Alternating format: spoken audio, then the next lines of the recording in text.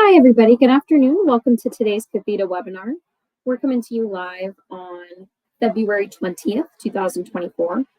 For any of you who don't know yet, Catheta means learning in Creek. And in that respect, today we're going to be learning about business startup issues A through Z by Russ Siegel. Surprise, it's not Awista. It's actually Brooke with you today, the training and development specialist. I had to take over today. I hope you don't mind. I'm so excited to be here with you. If you could follow along as I read the disclaimer aloud, this webinar provides a summary of fundamental concepts, requirements, and/or procedures within the allotted 90 minutes. The material discussed does not illustrate all possible scenarios that could be applicable. Also displayed here is our copyright infringement law. It's just a friendly reminder that the webinar presentation materials are protected by copyright, trademark, trade secret, and other intellectual property laws.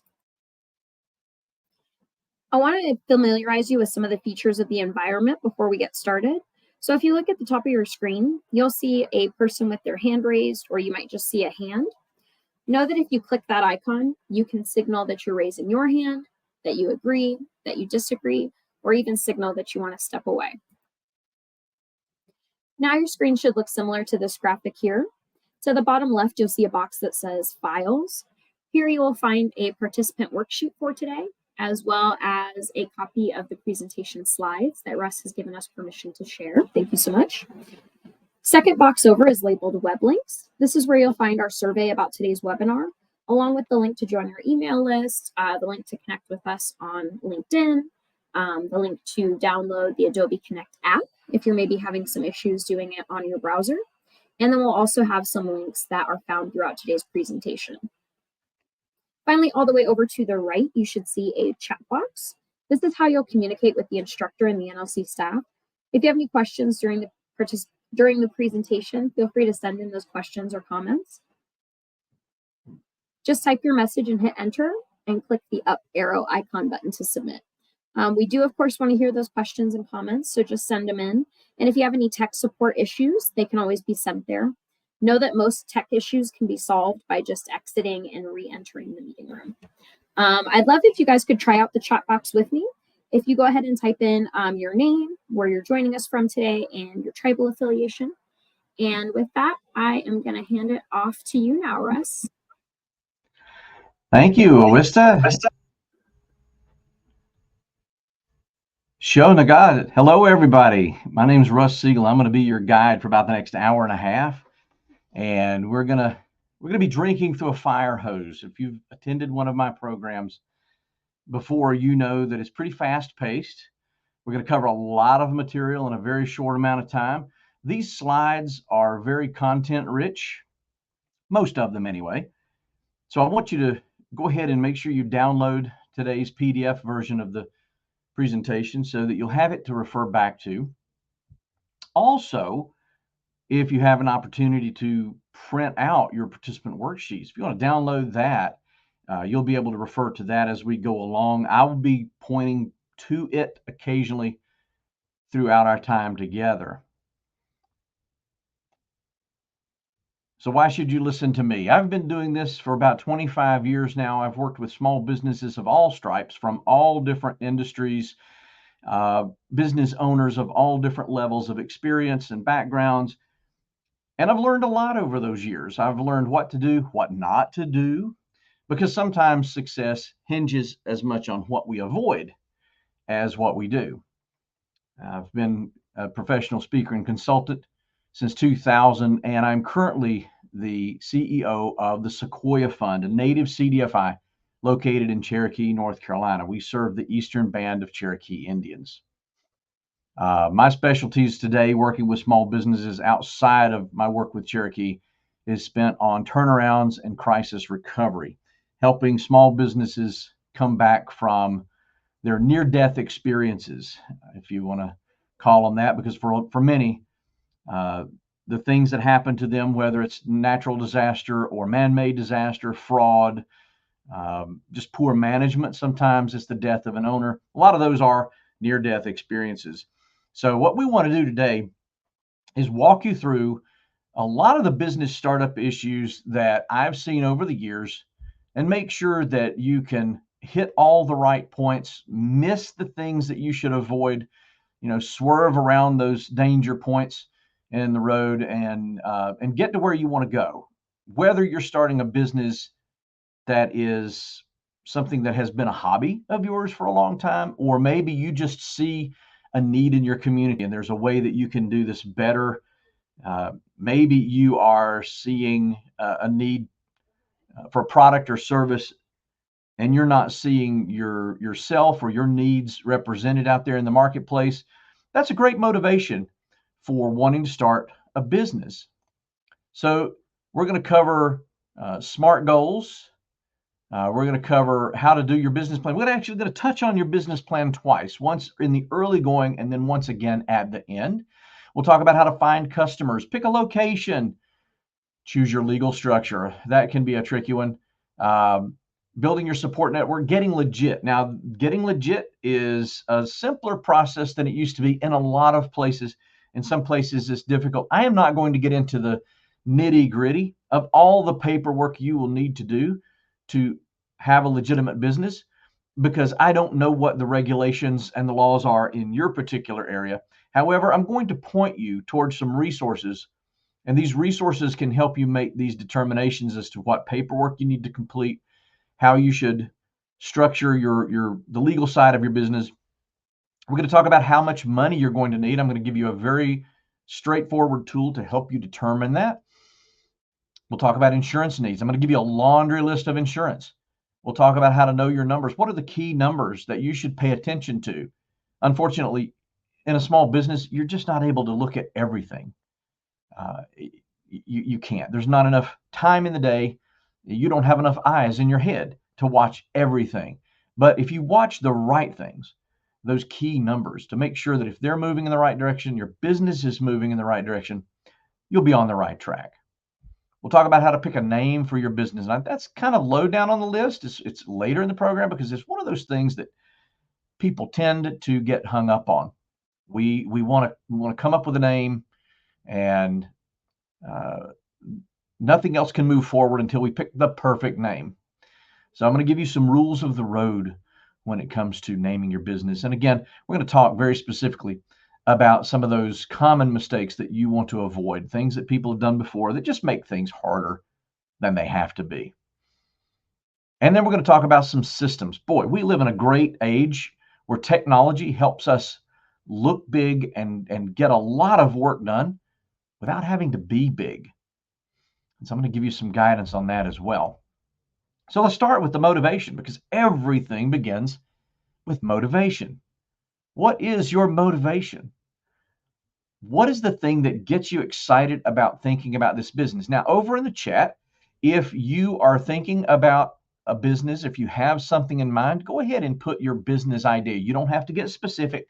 I promise there's no one here in our 16 participants and Awista and me. There's none of us who want to steal your idea, but understand the need that some of us have to keep that kind of close to the vest. You don't have to be specific, but tell us a little bit about what you want to start.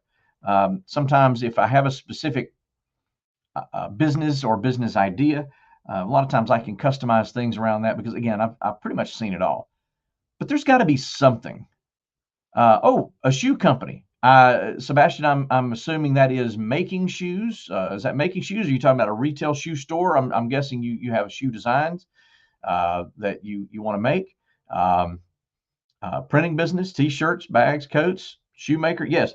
So I have worked with a barefoot shoe company, working on their shoes as well. Printing businesses. We've worked a lot with printing. In fact, here at Sequoia Fund, we fund a couple of printing businesses. And not just paper printing, but boy, the swag and embroidering, all those kinds of things. So yeah, very cool. Your motivation has got to be more than money, though. Your money is what's called a hygiene factor. Psychologists call money a hygiene factor because once you have enough of it, having more really doesn't make you more motivated. At some point, money ceases to be a motivator and starts to be a scorecard. This is why when you see billionaires, they're not trying to make more money. Getting more money doesn't get them out of bed. It's the more exciting parts of the business. You know, for Elon Musk, he was already a billionaire. Why not build a rocket and go to space? That was his motivation. It's not that he was going to make lots of money going to space. In fact, that's a great way to lose money, is to build a rocket, because you get one shot, and if it blows up, well, you got to go build another rocket. So money is called a hygiene factor, just like air, water, clean water. Once you have enough clean water to drink, having more clean water is not necessarily a motivation to make you thirstier. It's not a motivation to make you drink more. Now, what you can do with the money, that is the motivation. So maybe your motivation hinges around wanting to put the kids through college, set up a savings account for the grandchildren, maybe set up a college fund for the grandchildren, maybe take an extra week of vacation every year and go somewhere with the family. Maybe you want to fix up your home or buy an RV, and the money is the vehicle to that. Well, your business then becomes the vehicle to making the money to accomplishing your other dream, whatever that is. It could be early retirement. So I want you to be thinking about the thing that gets you excited about doing this, because when you have a job, you work for someone else.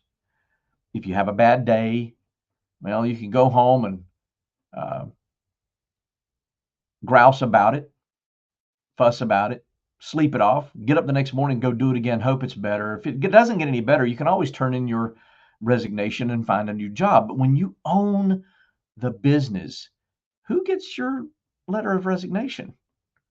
You can't just fire the person in the mirror, and you can't just quit either. You have a lot of responsibility. So there's got to be something there that makes you want to do this every day. I'm going to encourage you to write down what motivates you, what drives you. Now, if it's doing the work, let's say you want to start an auto repair business because you love working on cars. I'm going to caution you. One of the things that we're going to talk about is working on your business versus in your business. Sometimes I see business owners, they start a business because they want to do the one job they really love doing and they're really good at, working on cars. Unfortunately, they buy themselves 14 other jobs that they know nothing about. Bookkeeping, marketing, taxes, social media, human resources management, government relations, dealing with all of the red tape and the paperwork. Why would I want to do that when I just want to work on cars? So sometimes our motivation is tied up in the technical work. We want to do this thing. Just beware that even the technical work can't always be a motivator, because you're not always going to be able to do that.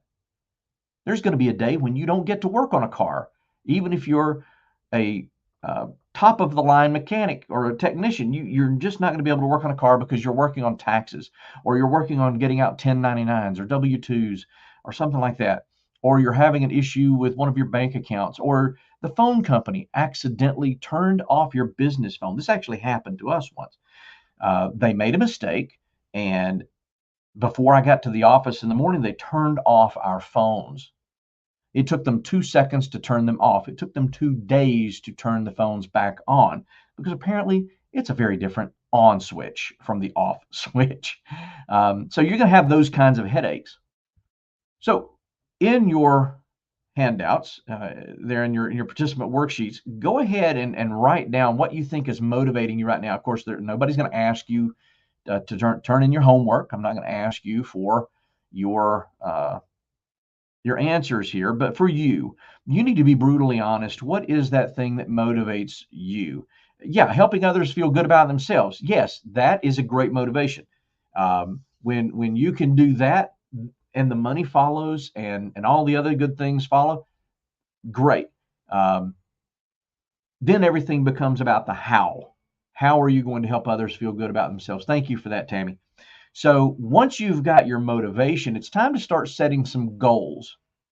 But we've done goal setting all wrong. Now, you've probably heard of SMART goals.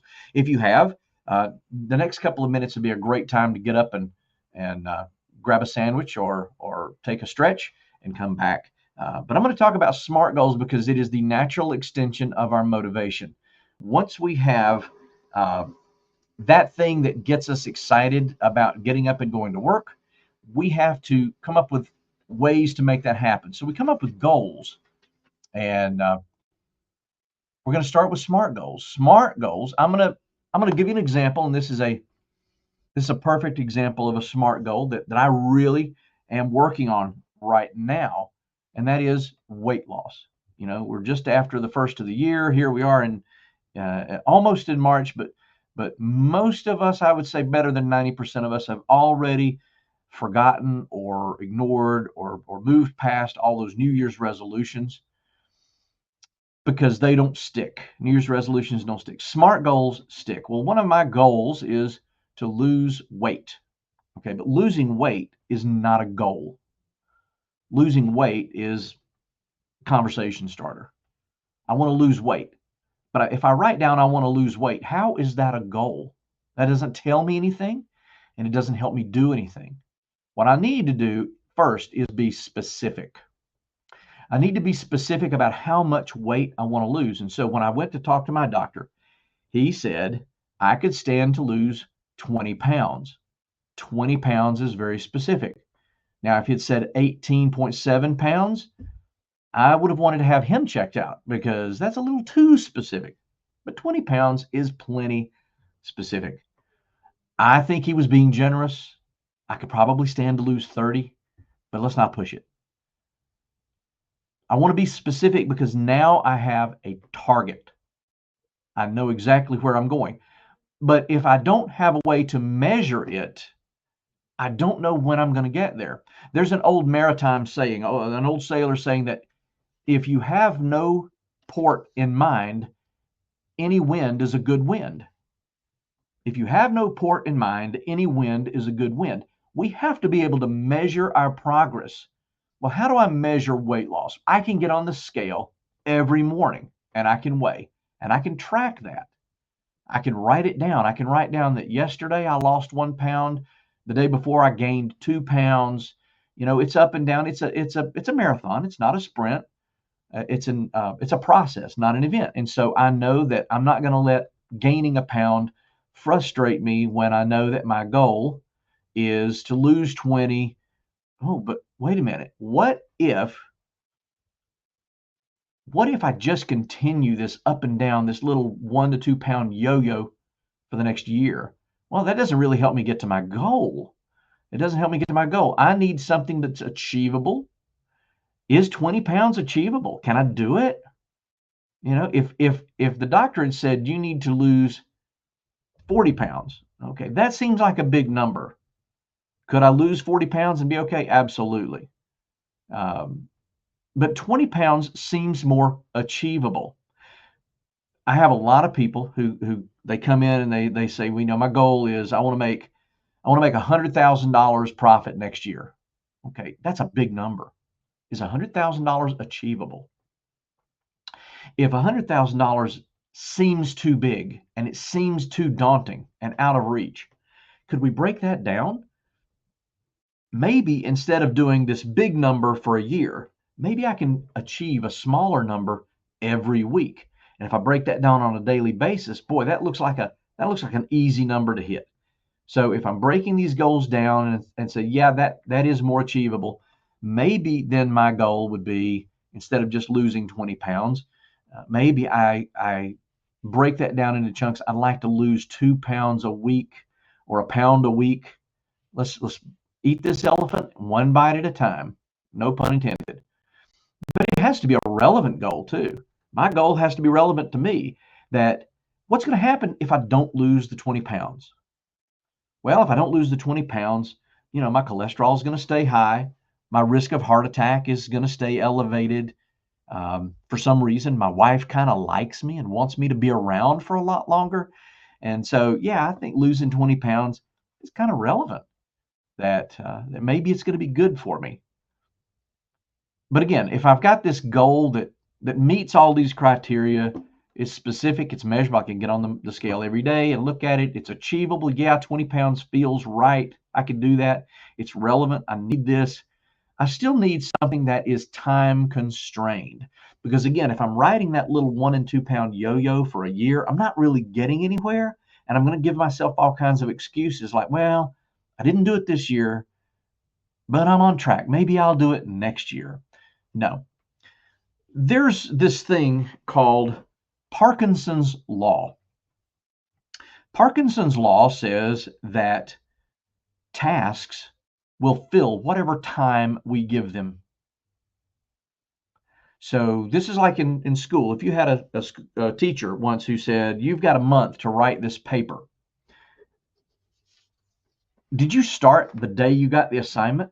Did you start that day, or did you wait until the night before? I mean, look, confession's good for the soul. I'm not going to make you put that into the chat, but I will tell you, I usually waited until a day or two before it was due and wrote the paper. Now, sometimes I'd make an A. A lot of times I'd make a B. But for one night's work, I did pretty well. So I got to thinking, maybe I don't need to spend an entire month working on this assignment, this project. Well, the same is true for anything. If you give yourself 2 weeks to write a business plan, you will write the business plan in 2 weeks. If you give yourself 6 months to lose 20 pounds, you'll lose 20 pounds in 6 months, but you've got to put a shot clock on it. You've got to put some kind of constraint on that so that you have a deadline to meet. Now, what I'm going to recommend is that with anything, whether it's losing 20 pounds or writing your business plan, starting your business, opening the doors, grand opening, whatever that is, use a visual cue.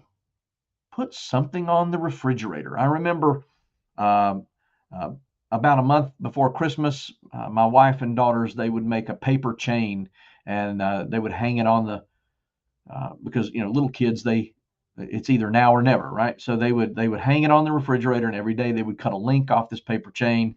That way the kids could see how close we are to Christmas, and it kept them from saying, "Are we there yet? Are we there yet? Is it time yet? Is Santa Claus coming tonight?" Blah blah blah. No. So you need something. You need a visual cue to help you understand whether you're getting closer to your goal, and having that time constraint is really going to help you to do that. So you're going to want to establish SMART goals. Don't write down too many. You want just a couple. Now, there's a fellow by the name of Michael Gerber. Michael Gerber wrote, he's written several books. I think he's in his 90s now. But Michael Gerber wrote The E-Myth. The E-Myth. And I'm gonna put it here in the chat here.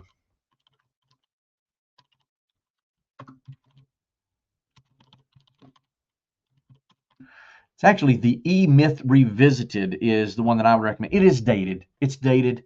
It was written first in the mid-90s. Not going to lie. It's going to make you laugh. He talks about what kind of suit to wear to work, things like that. But Gerber was the first person who really talked about working on your business, not in your business.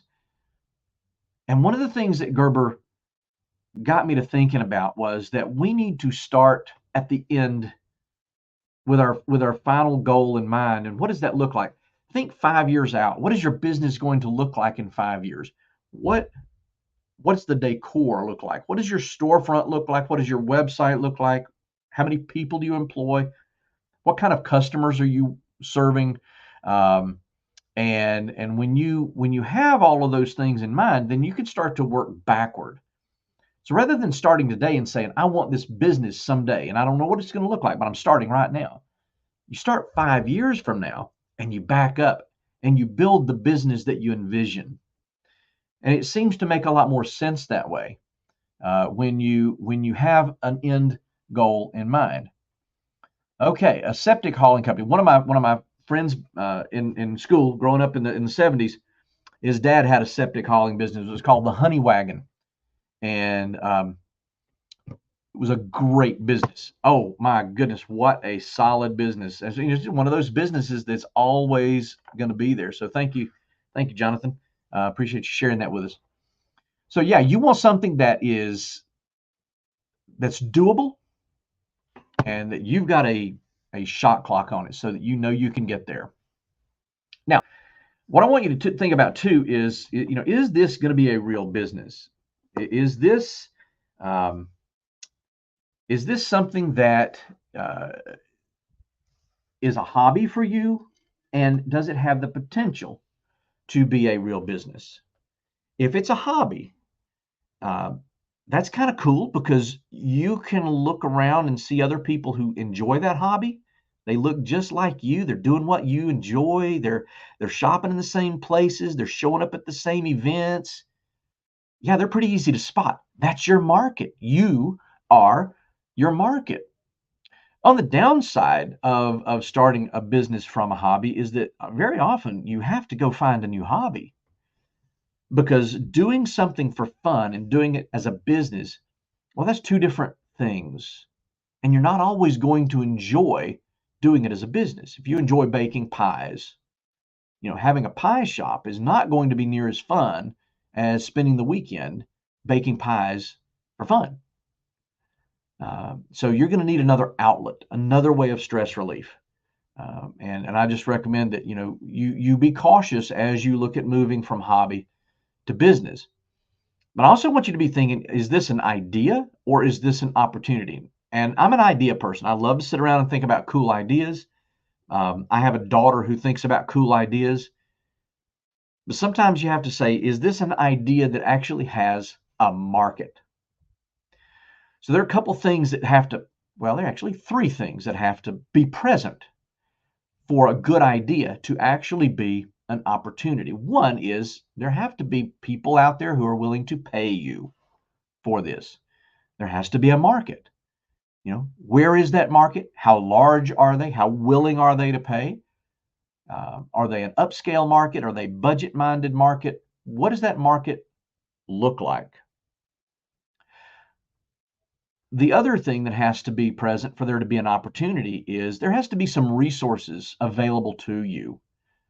If I wanted to build a rocket, I don't really have a whole lot of resources I can tap into because people are probably going to think I'm a little nuts for wanting to build a rocket. I've never done it before. I don't have the money to do it. Yes, as an 8-year-old, I wanted to be an astronaut, but that's not really going to qualify me to compete with SpaceX or NASA. So I've got to have people who can provide references, referrals, information, advice, and counsel. I've got to have those resources. I've got to have some money. I've got to have some time, and I've got to have all these things working together to help me do this. Otherwise, it's just a cool idea. But the third thing that has to happen, or the third element that has to be present for this to be an opportunity, is me. You are one of those elements that has to be present for this to be an opportunity. Now, what does that mean? It means the composite you, your background, education, interests, any kind of certification or experiences you've had, the the friend group that you have, the peer group that you have. Maybe it's a professional network that you have. Maybe it's friends or family. But this person that makes up you, why are you the person to do this? You have to bring something to the table to make this go from idea to opportunity. If you're in the stage where you want to do something, but you're not really sure what you want to do, I'm going to encourage you to keep a notebook. Write down really cool ideas that you have. Write down every idea that you have. I don't care if it's a terrible idea. Write them all down. And then go back periodically and look at them and say, is this something that still interests me? Is this something that I think I could do? Is this something that I bring some skill to the table and could do this? Could I make this a reality? And as you start to think about these opportunities, you can kind of narrow it down to a direction that's right for you.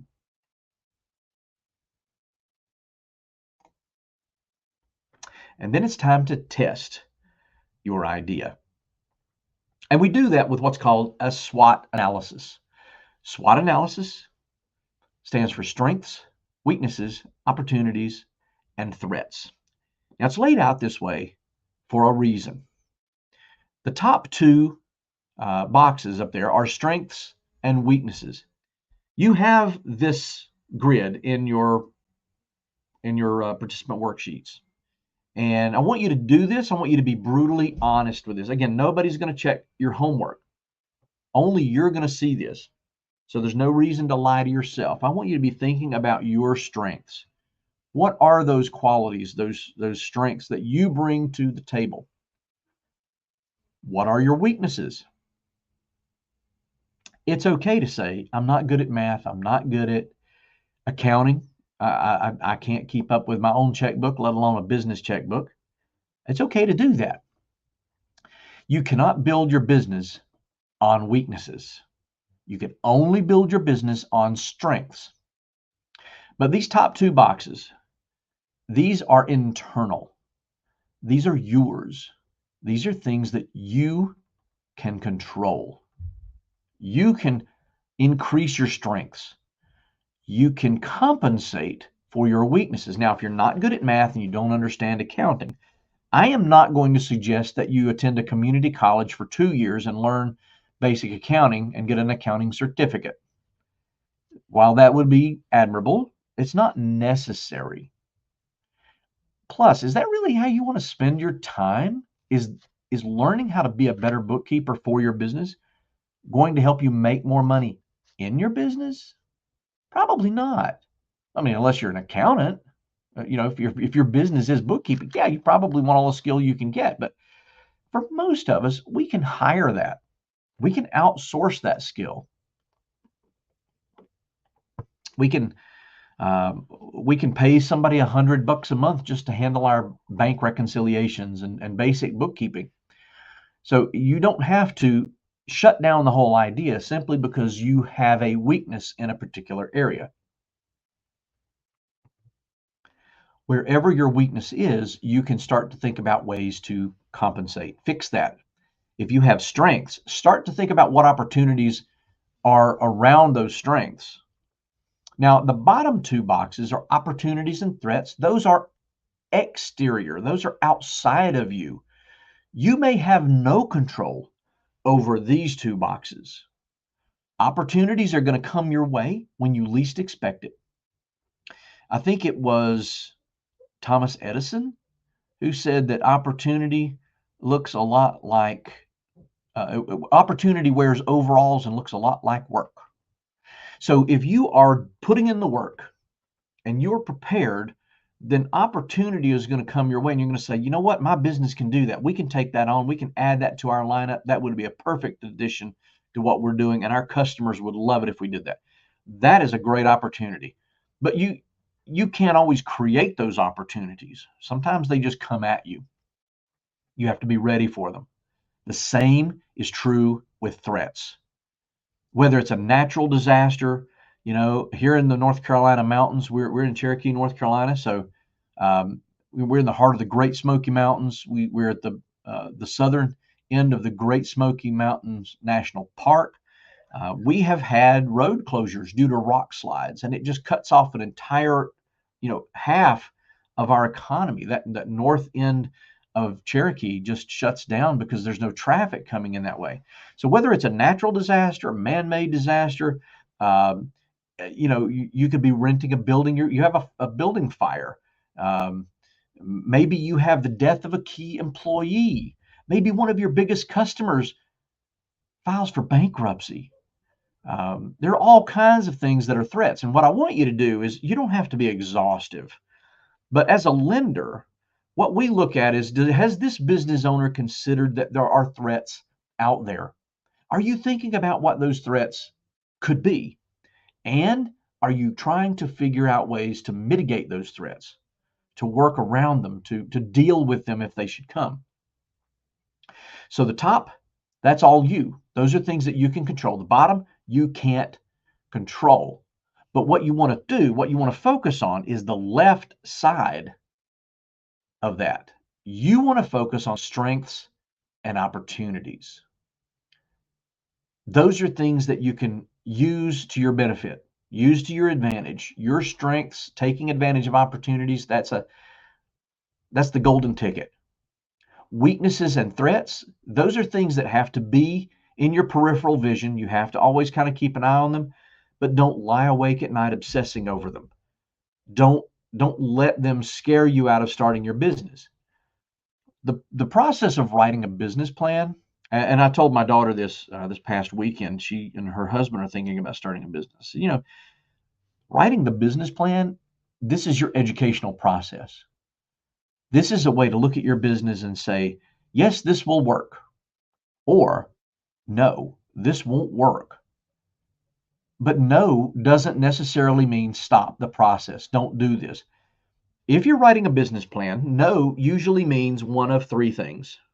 Not right here.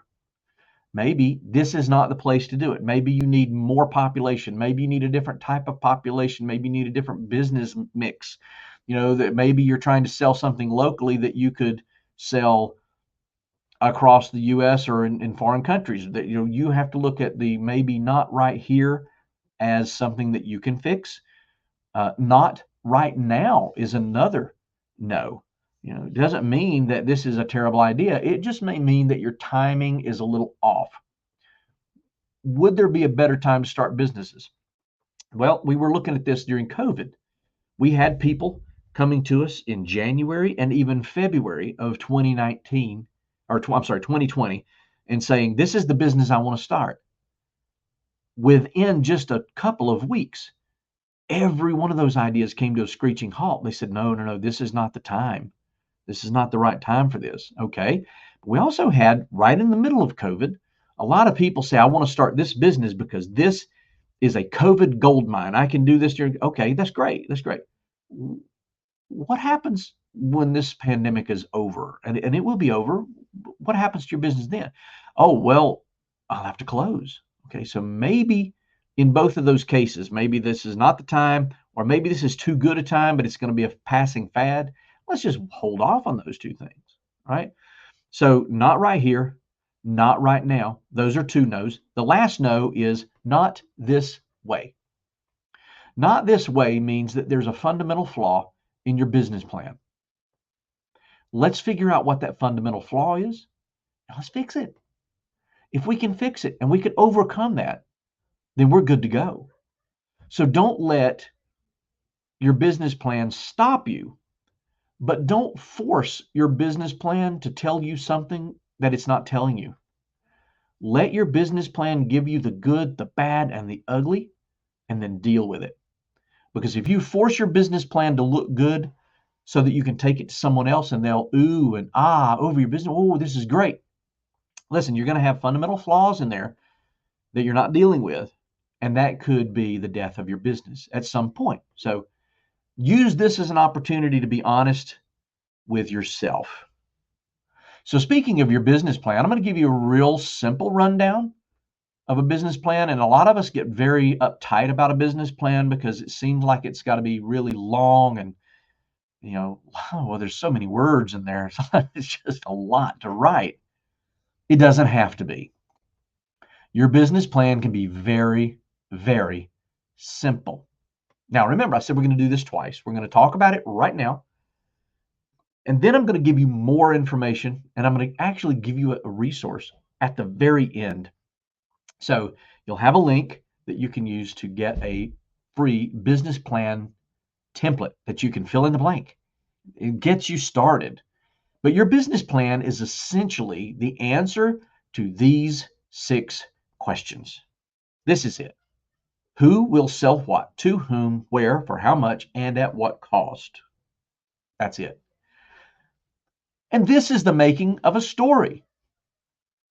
Humans are wired for stories. Our traditions and our oral history has been passed down for centuries, not through written word, but through oral history. When you sit around the dinner table and you hear stories about your grandparents, your great-grandparents, those are not stories that people in your family are necessarily writing down, but those are also stories that you're going to turn around and tell your kids, your grandkids. So we are wired for stories. Our brains are wired to listen and hang on to stories and to tell stories. So don't think about your business plan as a a term paper or a research paper.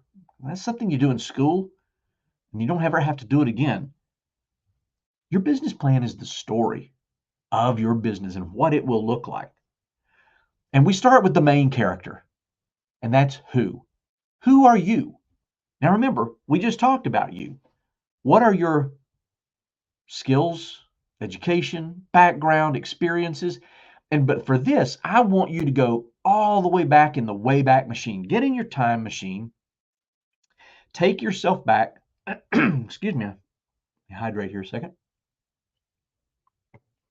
Take yourself back to the first memory you have of what you were taught that you have carried with you through every job you've ever had, through every business you've ever worked in, or every organization you've ever worked in. And it could be that someone once told you to be polite, or if you're going to do something, do it right, or if you're going to start something, finish it. And I think about as a 10-year-old, 11-year-old kid, I told my dad that I wanted $50 to buy a mini bike from a neighbor. And he said, "You don't need $50. You need a job." And he pointed me to the rakes and the hose and the shovels and the mowers and the weed trimmers and everything that he had in the basement. He said, "Take these, go find a way to make some money." And I did. And I finished everything I started. I did the best job I could on everything I did. I mowed people's lawns. I trimmed their hedges. I cleaned their gutters. I raked leaves. And I made the $50. I was so excited because that meant the mini bike was mine. It was all mine. And it ran for 3 days. And it died forever. And I was so disappointed that I had worked so hard to make $50. And I bought this thing that now wouldn't work. And I realized I can do this again and again and again and again. So whether your first job was bagging groceries at a grocery store, or running a cash register at a retail store, or babysitting, or dog walking, or whatever your first job was, maybe it was delivering stuff for the local drugstore, whatever that job was, get in that Wayback Machine and start making a list of all the valuable things you learned that you have carried with you to this point in your life.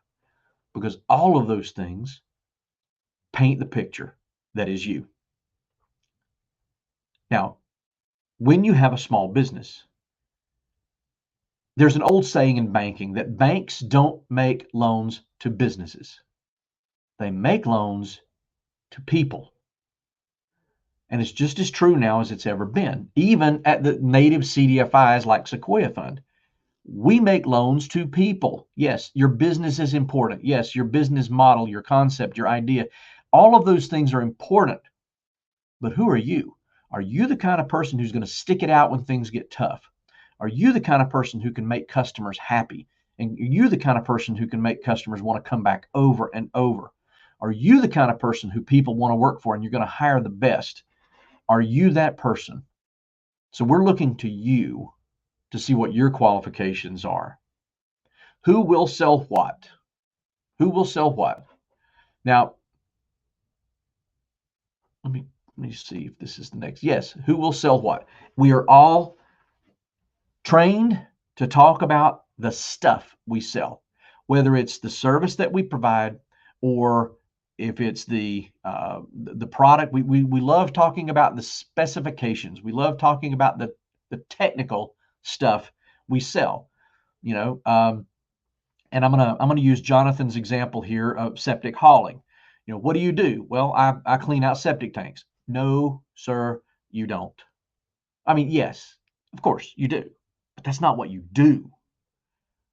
We sell the same things as everybody else, whether you're making shoes, whether you are cleaning out septic tanks, it doesn't matter. Here are the two things you sell, and I want you to write these down.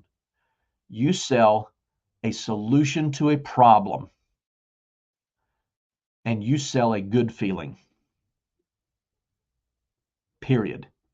We all sell exactly those two things. The difference is, while your competitors are out there talking about the technical specifications of what they sell, you are talking the language of the customer. You're talking about the problem you solve for them, and you talk about the good feeling you create for them. Now, the reason I've put dinosaurs on here is that Tom Peters, he's an author, best-selling author and speaker, consultant.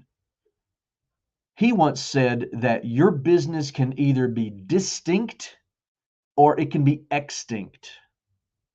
And the choice is yours. If you set yourself apart, you increase your survivability. If you decide that you're going to be just like everyone else and you're just going to sell the same old, then you can very quickly become extinct, right? So let's go back to the septic hauling company. We're not pumping septic tanks. We are selling peace of mind, because when do septic tanks back up? When do we start to get that gurgling sound in the tubs and in the sink with all that stuff coming back up? It never happens when you want it to, right? And not that anybody ever wants it to. It happens when you have the entire family at your house on a Sunday afternoon for a birthday party. You're having a kid's birthday party and everybody's happy, and all of a sudden now you're having to ask people to leave because you have sewage backing up in the house. So you're actually selling peace of mind. You're selling a good feeling and a solution to a problem. What I'm going to recommend is that you focus on how your product or service answers those two questions. What is the good feeling and what is the problem? If you can do that, you're ahead of the game. To whom?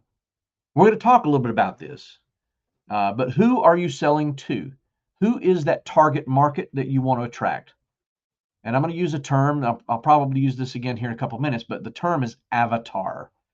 Avatar is not the big blue James Cameron Disney Avatar. No. Avatar is the idealized representation of your perfect customer. If you can figure out who that person is and talk to that person, you're going to be much more effective at communicating your business than if you just try to talk to everybody and hope that somebody out there with some money is listening and they're willing to pay you. A friend of mine, Mike Collins, he's also an author and a speaker. He said, if you can define them, you can find them. So if we know who we're targeting, if we know the customer that we're looking for, and if we can define them, think of yourself as an FBI profiler. Now we're looking for a person who has certain characteristics. We'll talk about that too. But if you can define that person, it's so much easier to spot them. If I just tell you to go out and look for pickup trucks, yeah, you'll see pickup trucks everywhere. But if I tell you to go out and look for red pickup trucks, you'd be amazed at how many red pickup trucks you'll see. There's something called the Bader-Meinhof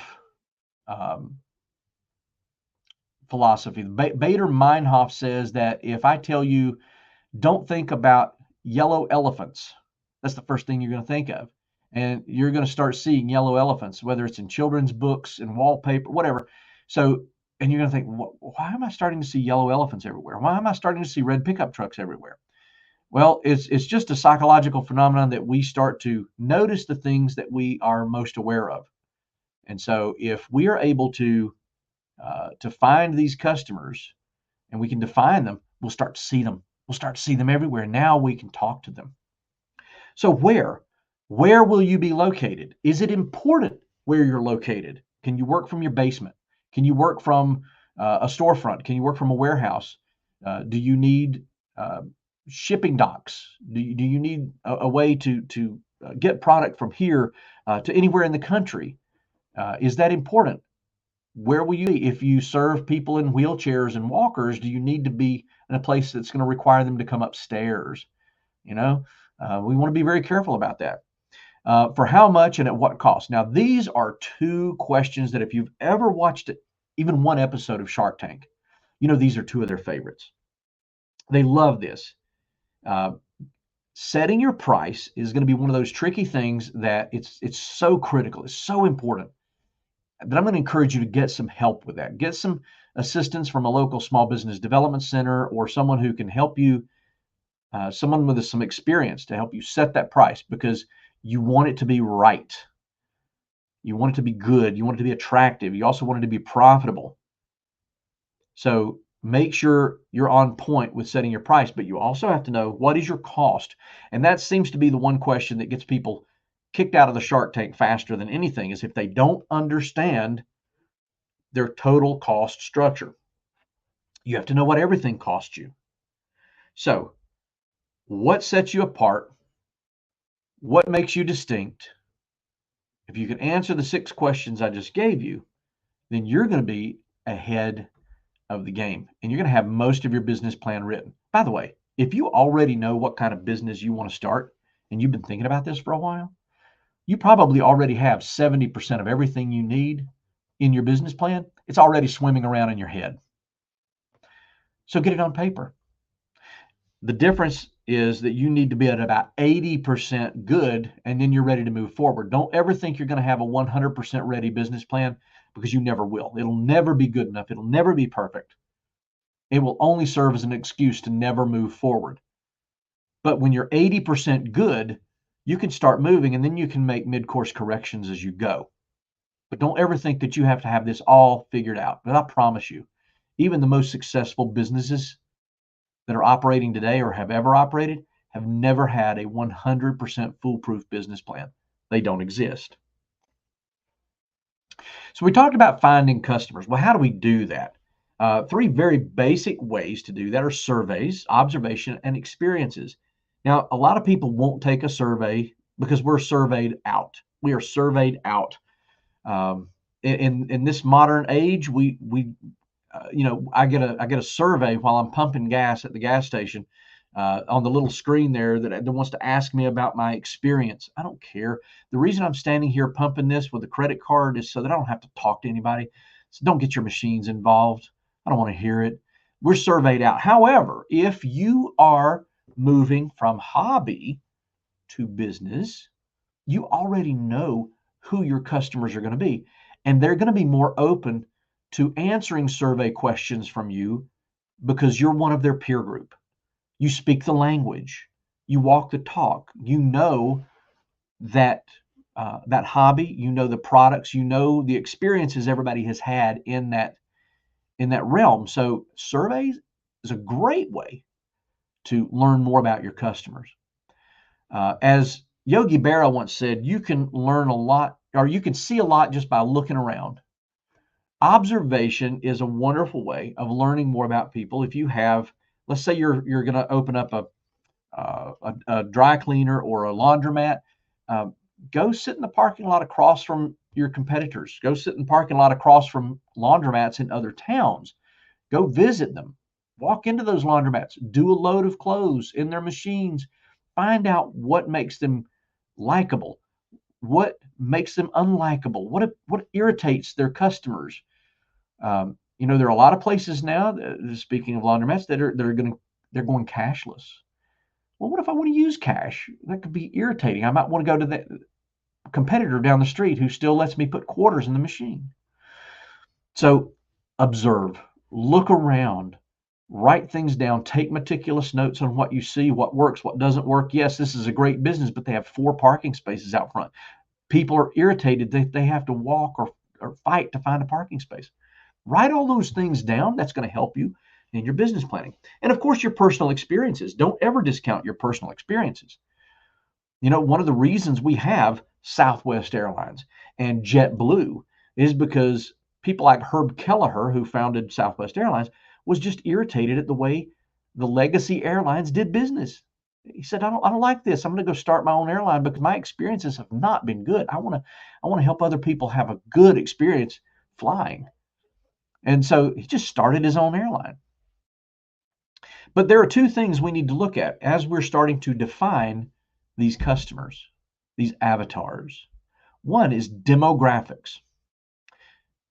You can find this information at your local library. Even if you have a small local library, libraries are part of a network that can access the most recent U.S. Census data.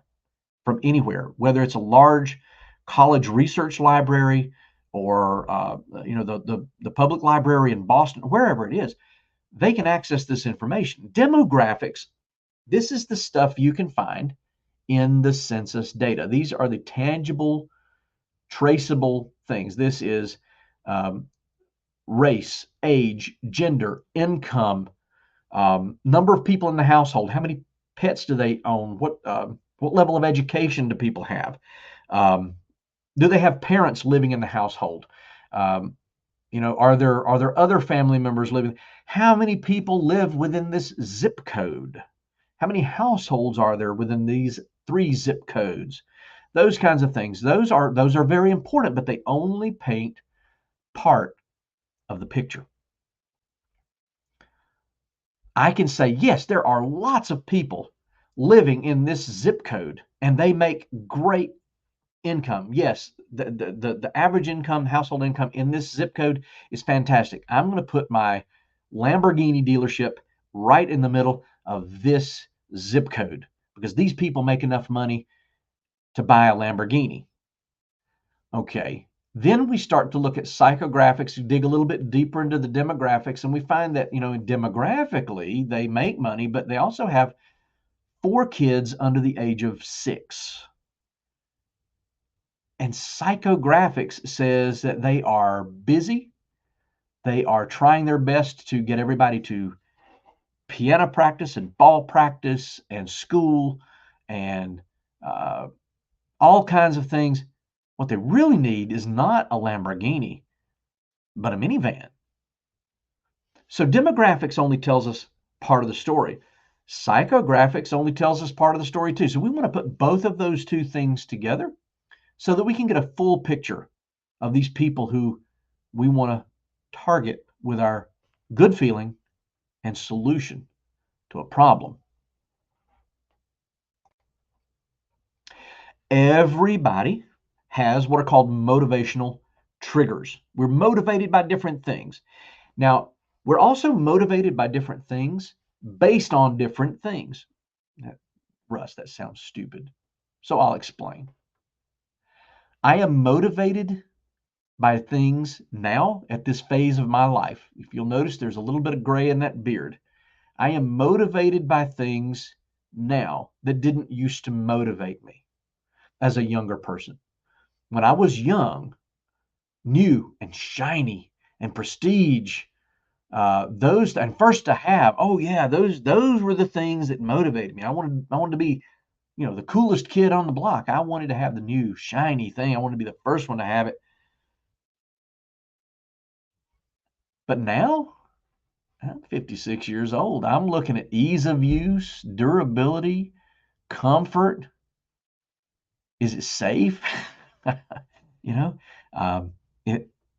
If I buy this, am I going to trip over it and have to have knee surgery or hip replacement? I'm motivated by very different things now. When you start to define your customers, you need to look for their motivational triggers. Because if durability is their biggest motivational trigger, then you start to talk about how, yes, your product is more expensive, but it is going to last a lifetime. It has a lifetime warranty, a no bull warranty where they can just send it back and you'll replace it or you'll fix it. Talk to that durability need. Talk to that motivational trigger. If someone is afraid of risk, they want something that's guaranteed. Okay, I'm going to start to talk about risk aversion. Yes, this is an expensive product, and what makes it so expensive is there's a lifetime warranty on this. You don't have to worry about if you don't like it, if it doesn't work, if it ever breaks, you send it back, we'll take care of it. You can do this with services as well. If I fix this sink and it ever leaks, I'm going to come back and I'm going to take care of it. No charge, no service call, nothing. It's going to be done. I'm going to back this up 100%. So whatever it is that motivates your customers, find that out and really start to hone your message in on that motivational trigger. What I see a lot of times in small businesses is, as a business owner, I'm going to talk about what's important to me. I want to talk about me. It's like that old Toby Keith song. I want to talk about me. I want to talk about I want to talk about, no, I want to talk about my customer. I want to talk about what's important to them. So rather than talking about the things that I like, the new, the shiny, the prestige, the timeless, what I'm going to talk to their needs. And that's going to make me a whole lot more relevant and a whole lot more interesting to them.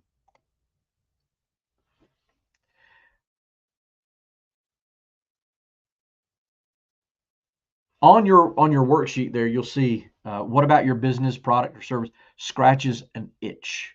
That goes to the need, that thing that you want to talk to, that motivational trigger. What is the itch that you scratch? If you can figure that out, you're ahead of the game. Now, let's talk about the location. I'm going to talk about 2 things that you need to do and 4 things you need to avoid, because there are 4 deadly sins in finding a location.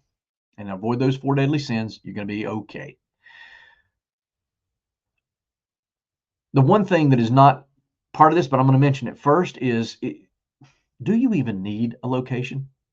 I see a lot of people say, well, I need to be in a storefront. I need to be in an office complex because I just don't feel like I'm a business owner unless I'm in a visible place and I've got my sign on the window. Well, let me tell you about my electrician.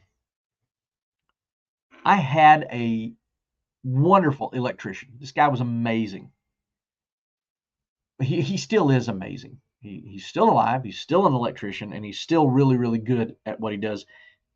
But he's not my electrician anymore because he's working for the local university. And the reason is that when he started his business, he could have been just fine with a van, a cell phone, and a laptop. But instead, he decided that he needed a storefront. He needed an office space with a sign on the window, the big window graphics, and everybody could drive by and see that that was his place. In fact, he would drive by every day and he would look and say, oh, that's mine. That's my place. Look at my place. That's great. And that place was costing him $1,400 a month. And it put him out of business because he didn't need it. A van, a cell phone, and a laptop, and he would still be my amazing electrician. This guy is now working for the college, and I don't get the benefit of his services. Do you need a location? If you decide that it is in your business's best interest and in your customers' best interest to move out of your basement, out of your spare bedroom, out of your walk-in closet or your dining room table, wherever it is, you need a business. I want you to do 2 things. Number 1, I want you to be patient. Be patient. We are on the cusp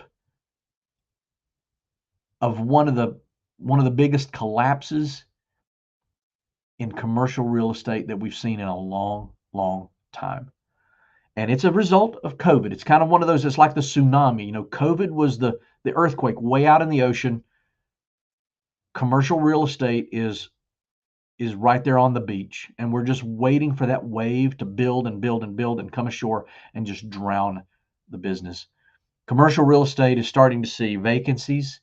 They're starting to see a lot of turnover, and those are 2 things that commercial realtors or commercial landlords do not want. They don't want turnover. They don't want vacancy. They want stability. They want somebody who's going to come in there and they're going to be there for the long haul. Well, your banker, your lender, even if it's a native CDFI like us, they want you to be there for the long haul too. In fact, if you have a 10-year note, they're probably going to require you to have a 10-year lease or at least the ability to stay there for 10 years, because they want to know where you're going to be while you pay that note. So be patient. Don't fall in love with a place and say, oh, this is the perfect place. I'm going to build my business around this location. No, locations come and go. And yes, somebody is going to take that location out from under you, and you're going to be in the middle of your planning and you're going to be so disappointed. It's okay. Keep planning, keep working. Something as good or better will come along. I promise. It always does. Be patient. Also, be picky. Be picky. And by that, I mean, you're going to find a location that is not only right for you, but it is right for your customers. I mentioned if your customers are in wheelchairs or walkers, you don't want to have them going upstairs. So if you're on a 2nd floor walk up, that's not going to be good for your customers, even if the price is right. You want to find the place that works best for you and your customers. There's also going to be a trade-off. There are no solutions, by the way. There's only trade-offs. And one of the trade-offs is going to be if you want higher visibility, higher accessibility, and higher traffic, that comes with a higher price tag. So maybe you don't need to be right there on Main Street, but maybe being on a side street will give you just as much access for half the price. So be thinking about, where are those areas that you can negotiate? Where are those areas that you're willing to bend? Be patient, be picky. So here are the 4 deadly sins that I want you to avoid as you start to move out. And we're going to assume that you rent before you buy, because that's what 99% of people do. As they move out of their home-based business, they start to think about renting. So the first deadly sin actually creates the other 3. So let's start there. And that is the sin of over-optimism. Avoid over-optimism at all costs. And I actually heard my daughter say this weekend as we were talking about her business. She said, "There's no way this can fail." Famous last words. How many times have I heard, "There's no way this can fail"? And it usually came from businesses that are no longer around. But when you think about over-optimism, it's the little voice inside your head that says, "Yeah, go ahead and sign that really long lease. Don't worry about where the money's going to come from. There's no way this is going to fail. People are going to drive from miles around to eat at your restaurant." Be real careful with that. Over-optimism causes over-commitment. That's the second deadly sin. Optimism and commitment, which means if this business is never going to fail, why shouldn't I go ahead and sign that 50-year lease? I get a better rate. I get a better deal if I sign the 50-year lease. Are you going to be around in 50 years? Is your business going to be around in 50 years? If you make it 5 years, you've beaten most of the odds. About 80% of small businesses fail within their first 5 years. Now, take that with a grain of salt too. Some businesses grow, but the government considers that a failure, and here's why. They don't have a bucket to put you in if you go from being a sole proprietorship to being a corporation. Even though you've grown, you've added jobs, you've moved up, you quit being a sole proprietor, which means that sole proprietorship is no longer in existence. Failure. If your LLC becomes a corporation, there's no bucket to put you in because you grew and you became a corporation and you hired 20 people. You ceased being an LLC. Failure. So always take these statistics with a grain of salt. But yes, if you make it 5 years, you have beaten the odds. Make sure you lease a property for the shortest amount of time you can afford. Longer leases are less expensive on a per month basis, but you have to make some compromises here. Over-optimism, over-commitment. The third deadly sin to avoid is overpayment. Overpayment. Everything right now is negotiable. Remember, we're sitting on the edge of a commercial real estate cliff right now. If there's a building that has been empty for a while, that landlord is going to be more willing to negotiate every day. So be willing to negotiate. Just because they say the rent is $1,500 a month does not necessarily mean it is so. You could knock that down to $1,200 or even $1,000 a month. You can say, "Look, I'll sign a little bit longer lease if you will do this. Hey, what if you gave me 3 months rent free? Let me get the place built out. Let me get started. Let me start generating some cash flow before I have to start paying you. So instead of signing a 12-month lease, I'll sign a 15-month lease. You'll know exactly where I'll be, and then I'm going to have an option to renew for an extra 5 years." Those are some negotiating points that you can use, but don't think that just because it's in the lease and the landlord says this is what I want, that's what you have to pay. Now, I'm going to interject right here something very important. Do not ever sign a commercial lease without consulting an attorney. Let an attorney look at that lease before you sign it, because we once started with a 16-page lease, And when we got done with it and we signed it, it was 8 pages. We just whittled it down. And the landlord said, fine. Negotiate everything. Okay. The fourth deadly sin that I want you to avoid, remember, we got over-optimism, over-commitment, overpayment. The fourth thing to avoid is over-improvement. Over-improvement. Anything that you affix to the inside of that building now becomes property of the landlord. You don't own it anymore. If you bolt it to the wall, if you bolt it to the floor, if you bolt it to the ceiling, it becomes theirs.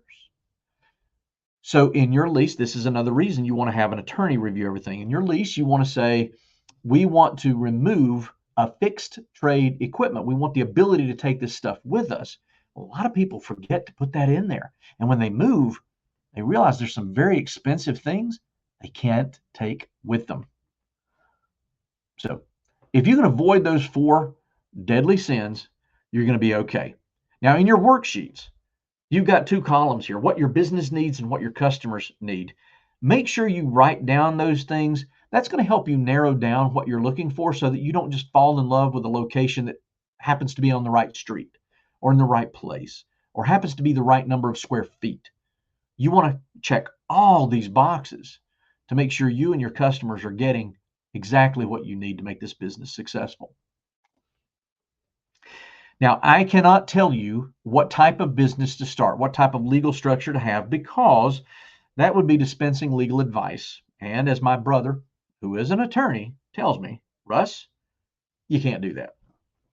So in your worksheet, you have some pros and cons of sole proprietorships, partnerships, and corporations or LLCs. There are 2 people who you need to have a conversation with before you make this decision. One is an attorney. Yes, you may have to pay some money to spend an hour with an attorney. It's going to be money well spent. Spend some time with the attorney talking about the type of business you want to start and let them ask you questions. Let them give you some advice on what they think your legal structure should be.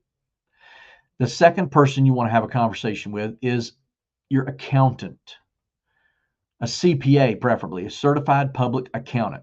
The reason you want to have these 2 discussions is that one is going to look at your business from a tax exposure standpoint. The other is going to look at your business from a risk exposure standpoint. Now, who makes the better argument? If they're giving you different advice, one says LLC, the other says corporation, then who makes the better argument? Talk to them first. But let me tell you what I can tell you, and this is not legal advice. This is practical common sense advice. This is Russ's rule here. Sole proprietorships and partnerships. Sole proprietorships and partnerships, you and the business are one. You and the business are intertwined. You're linked. If the business gets sued, you get sued. So if you have a business that can hurt people physically or financially or make them sick, you do not want to be a sole proprietorship or a partnership. If you have a child care business, you don't want to be a sole proprietorship or a partnership.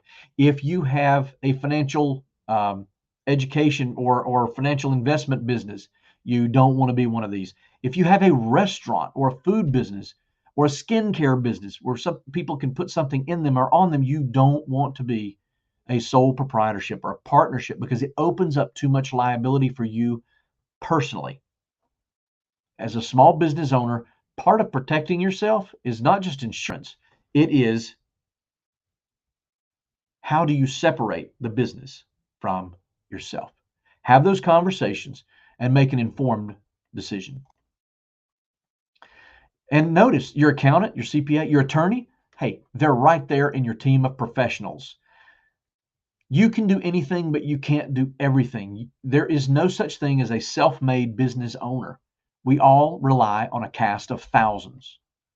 And that cast, you may be the star of the show, but you've got a cast of thousands behind you, and you've got small business development centers, you've got native CDFIs, 2 that are nationwide that will go anywhere and provide services anywhere are SCORE and the Small Business Administration. Now, SCORE stands for Service Corps of Retired Executives. It's an SBA-funded volunteer organization.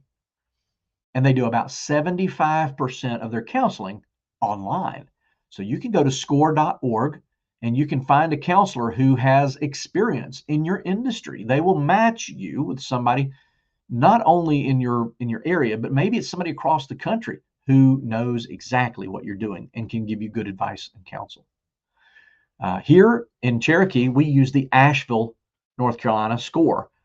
They have people who have spent a lifetime in marketing with Revlon. So we have all kinds of Fortune 500 marketing experience. We have somebody who spent a lifetime doing mergers and acquisitions with ExxonMobil.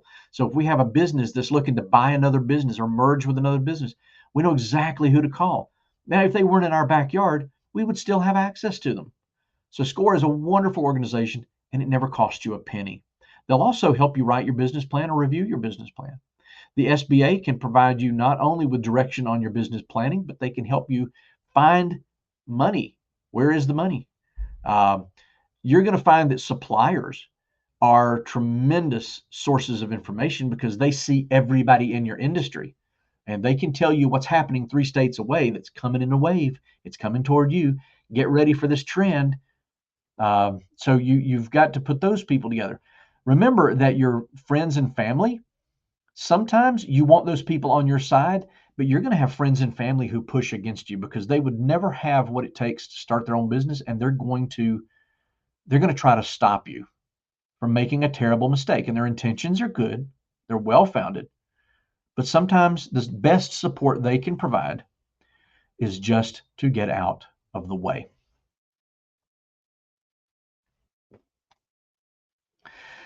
When we talk about making it official, the very first thing I want you to do is go to the irs.gov/EIN.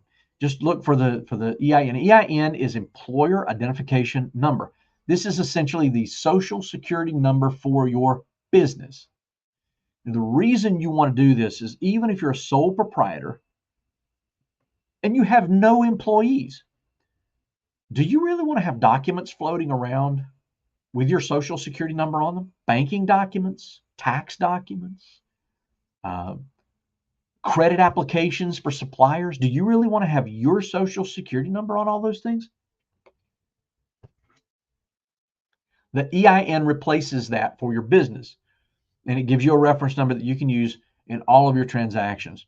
So make sure you do that. Now, the next thing you want to do is again, talk to your attorney and talk to your accountant. Your accountant is probably actually going to be the person who's most valuable in this regard, because I don't know your tribal affiliation. I don't know what state you're in. I don't know what laws govern startups in your location. I don't know if your tribe has a business licensing process on a reservation versus off reservation, where you're subject to state regulations. This is why I want you to talk to your accountant, because the accountant is going to be able to point you in the right direction and say, okay, this is the paperwork you need to complete. I know exactly what people all across North Carolina need to do, but I don't know what people in Florida, Idaho, Mississippi, Nevada, I don't know what anybody else needs to do. So talk to people who are local and ask them, what is the process for getting official? Some of you are going to have local documents that you have to file at the tribal or the county level. In some cases, both. I know that here in Cherokee, where Cherokee ordinance does not speak, then state law prevails. So you're going to want to talk to somebody in your tribal finance department and find out what kind of licensing regulations they have, and if they recommend that you do anything for doing business off your reservation. Now, when I do this program in North Carolina, we usually spend 10 or 15 minutes on it. But really, that's all I can offer you. But you want to get legitimate. You want to get official, and here's why. Your business may become your retirement plan. You may want to sell your business someday. You may want to pass the business on to your kids. You may want to sell the business to your employees through an employee stock option program. There are all kinds of things that you can do that you may not necessarily have in mind right now. But if you don't start right now by By becoming a fully legitimate business, it makes it harder on down the road. I've worked with businesses that they come to us and they say, well, I want to sell my business. Okay. Looking at your structure right now, you're not legitimate. You've been winging it, running on by the seat of your pants for 20 years. It's going to take you another 3 years to get to the place where you have a business that you can sell. Well, a lot of businesses will just close up and retire at that point. They don't want to move on. They don't want to have a succession plan. Don't make it hard to benefit from your business in the future by doing the hard things now. If you do the hard things now, it pays dividends later on down the road. How much money do you need? There are 3 documents that you're going to need, and this is where SCORE can help you. This is where SCORE can really get in there and give you some good advice. You need a break-even analysis. This tells you when the business stops bleeding and starts making money.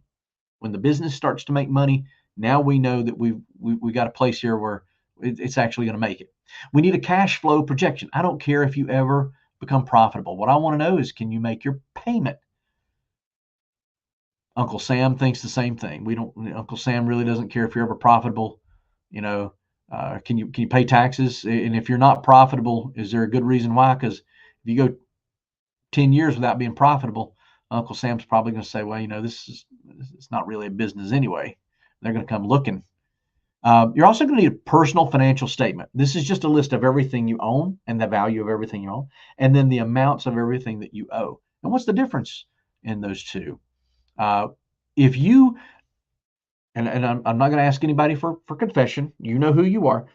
If your financial life is a wreck, in other words, you don't know how much you have in credit card debt right now, if you don't know how much you have in the bank right now, if you've not balanced your checking account and reconciled that account in forever, if you don't know when your next bill is going to come due and how much it is right now, then take time away from planning the business and get your financial house in order. Don't think that starting a business is going to help your financial situation. In fact, it could make it much, much worse. So what I want you to do is, even if it takes you 6 months, if it takes you a year, take that time, work on you, get organized financially, start building good financial habits. When you do that, it's going to make your business run much more effectively and much more profitably. I can tell you 100% of the time, if somebody comes in here and their financial life is in shambles, their business will be run the same way. I promise. 100% of the time. So take that time. Don't feel like it's putting you behind. This is actually going to put you well ahead once you actually get moving on your business planning. This is a real quick and dirty graph of a break even. In every business, we have fixed or overhead costs. This is the money that you spend every month on insurance, advertising, rent, phone bill, things that it really doesn't matter if you have 1 customer, 0 customers, 1,000 customers. You have to pay the bill. The reason it's called fixed is because it's not tied to the number of customers you serve. Well, if you sell products, you're going to have variable costs or cost of goods sold, which means every time you sell a hot dog, you got to replace not only the hot dog, but the bun, the condiments, the paper boat, the napkins, all the things that go with the hot dog. Your sales always begin over here at 0.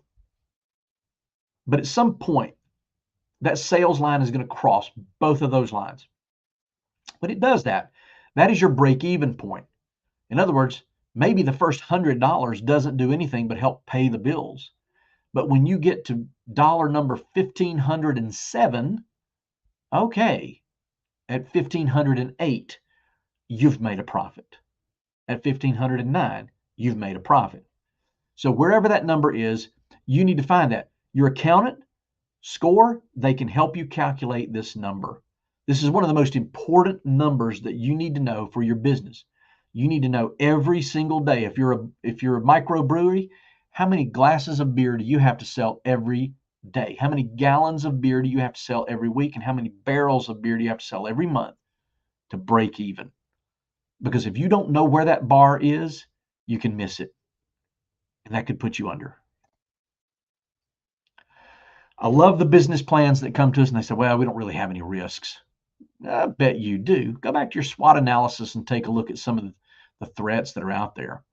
Don't discount any kind of risk, but you don't have to obsess over it either. We just want you to know that you're thinking about all of the possible risks that you could run into. Rank those risks. If one of your big risks is that you're selling seafood from a shop on the beach, well, are you in a hurricane-prone area? Maybe that's a significant risk. It may only come once a season or once every 10 years, but it's definitely a risk you need to think about.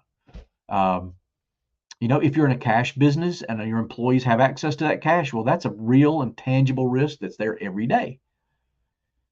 But what I want you to do is don't obsess over the risks and don't discount them, but I want you to engage in active protection. Active protection. If you were president of the United States, you would not only have Secret Service around you, but you're going to have things like bulletproof cars. I think they call the presidential limo the Beast. You're going to want to surround yourself with some protection. One is going to be your legal structure, separating you from the riskier parts of your business, making sure that your personal assets are protected. You're going to have company policy so that if one of your employees engages in sexual harassment, you can go back to your company policy and say, no, this is not my fault. We covered this. This person attended this training. They signed their handbook saying that they understood that policy. And again, that is active protection for your business. And then there's insurance for your business.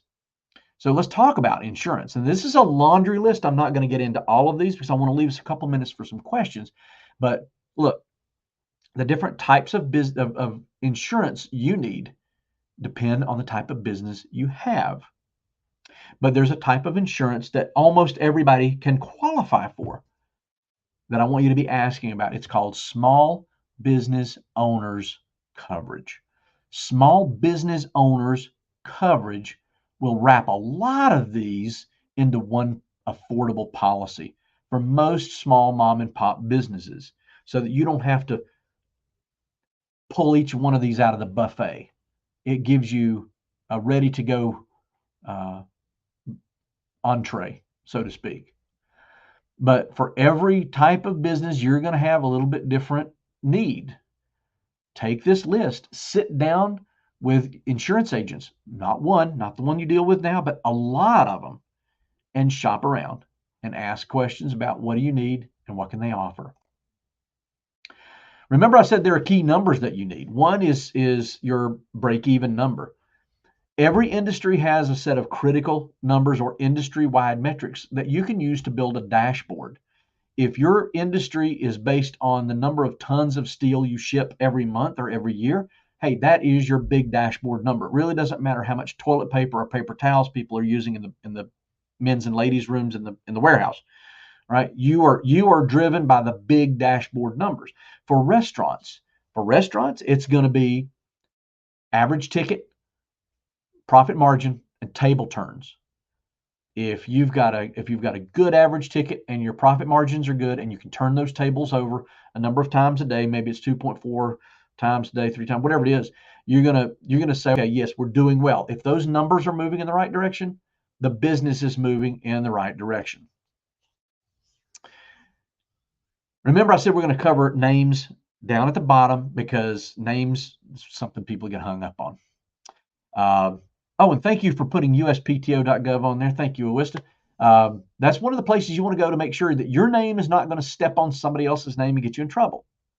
You want your name to be descriptive but not restrictive. See there, just brakes? Well, they do more than just brakes. So that name kind of boxed them in a little bit. This is a business, they've got several locations down around Atlanta.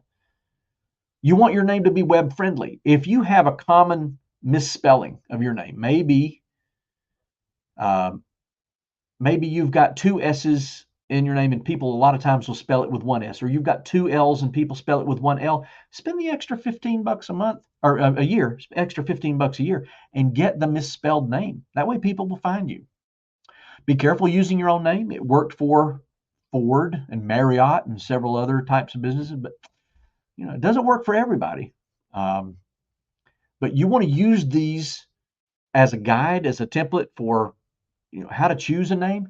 If you've done everything else that we've talked about to this point, finding your name is actually going to come pretty easily. You can name storm. I've given you a little space here on the last page of your handout to do some name storming.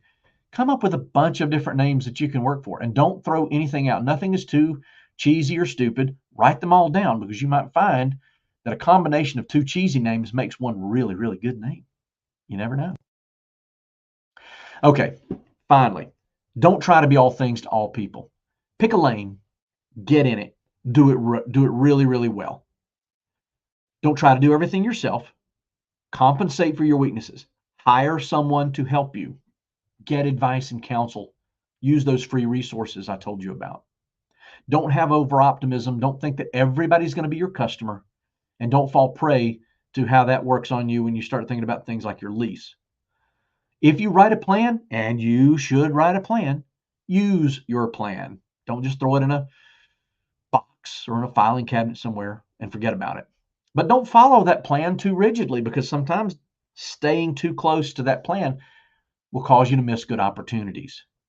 If people give you good advice, take the advice. Use it, especially people who've been in this for a long time, people you trust, and people who know what they're talking about. Don't use your business like a piggy bank or an ATM. I've seen too many people try to siphon money out of their business, and it costs them everything. The business money is yours. Keep your money separate. Don't allow the business to control you. Remember, you can buy the job that you love, but you're also buying 14 other jobs that you know nothing about. Figure out a way to work on your business, not in your business. But the one big business killer that I have seen over the years is the inability to make tough decisions. If you think that starting a business is the way to go so that you can avoid any kind of confrontation, I've got some bad news for you. There are always going to be employees, suppliers, irritable customers, things that are going to cause you to make tough decisions. And if this is not for you, it's not for you. There's no judgment there. Starting a business is not for everyone. So if you have the ability to make tough decisions and you can do that and sleep at night, then you're on your way. Keep us in mind. I'm not going to hold you because we're already over time, but if you want to reach out to me, if you want to reach out to the Native Learning Center, they know how to get in touch with me. I can point you in the right direction in terms of lenders. Make sure that you get to a native CDFI or to another banking institution that can help you. The Bank of FFA is friends, family, and acquaintances. Might be a good source of money. Just remember that people who are close to you are going to want to say in how you run your business. And finally, we live in a wonderful world. This slide can just be a resource for you. We live in a wonderful world where we have lots of technology to help us. I know people who are running an entire business completely on their cell phone. Decide what you can do, what you can't do. Compensate for weaknesses and gaps. Write down all the steps that you take to get something done, and that way it's easier to teach other people and delegate that. But most of all, have a daily plan. Work on this plan, even if you can only work on this 30 minutes a day while you work your other job and you get ready to get started. Work the plan. This is your business plan. This is the outline of your business plan, but if you go to this link, it's going to give you my fill in the blank template, and you can use that to write your plan, get it all out on paper, everything that's floating around in your head, and then you're ready to dress that up. Use some of the resources that I've given you, SCORE and others, can help you get that ready to go to a lender or to an investor. Folks, I apologize that we're over on time. I appreciate you hanging in there with me. Thank you so much for being with me today. If you have questions, I'm going to hang around while Awista tells you what's next. And if you want to put those questions in the chat, I'll chat with you. And if you have nothing else, I look forward to seeing you next time around. All right. No worries on going over a few minutes, Russ. That was amazing. Thank you so much for your time and effort with this presentation. I don't actually have a business idea, but I certainly feel fired up to go ahead and write a business plan anyway. And I'm sure everybody else who's in here who actually had ideas for businesses is fired up as well. So thank you so much. I'm going to go ahead and launch the survey for everybody. If y'all wouldn't mind taking a minute to fill that in, it just takes a few minutes of your time, and it helps us to know what is working well with the webinars, and it gives you an opportunity to inform us of things that maybe need some tweaking. They are anonymous, so feel free to be as candid as you would like. We hope you can join us for our next webinar. That is coming up on Thursday. That one's on performance management, the 30, 60, and 90-day evaluation form. That'll be given by Lisa I. Perez. As usual, registration is free. Feel free to access this and any of our other recorded webinars online at our website, nativelearningcenter.com. We have a Catheta webinars tab that has a whole recorded webinar section. So you can click on any one of the webinars that we've done for the past 2 years, is how far back the catalog goes. So feel free to view those, share them with your friends, share them with your colleagues. And please also check out our upcoming events that are posted to our various social media. We're on Facebook, Instagram, Twitter, LinkedIn. We even have a podcast titled Hope a Thing, a Native American podcast, where we discuss more focused topics within Native American housing and self-determination. You can listen to that on Simplecast, Google Podcasts, Spotify, Apple Podcasts. And if it's your preference, you can even watch the video recordings with our guests on YouTube. All right, folks, once again, thank you so much for joining us this afternoon. We hope you have a wonderful rest of the day. Thank you again to Russ for this amazing presentation. And we hope to connect with everybody again real soon. I'm going to go ahead and close out the webinar, folks.